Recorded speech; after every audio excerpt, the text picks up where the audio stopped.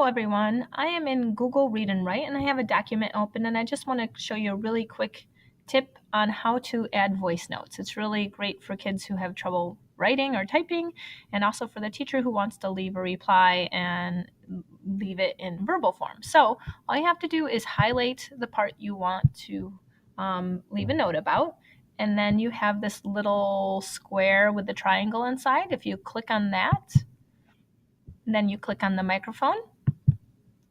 This is my voice note. Let's hope it works. Then you click the stop button and the insert button, and then you just wait for it to load and to save. And then what should happen is it should pop up right to the right hand side. Now I'm going to try to play it back to make sure it works for us. This is my voice note. Let's hope it works. All right, so that worked. At this point, the student or teacher could click reply, and you can also resolve it. So you can reply and type, or you can resolve it. So you can just, if you hit resolve, it disappears. If you hit and type, it's just going to show there. So I hope you like this little tip, and I hope someone could maybe find it useful. Thank you so much for listening.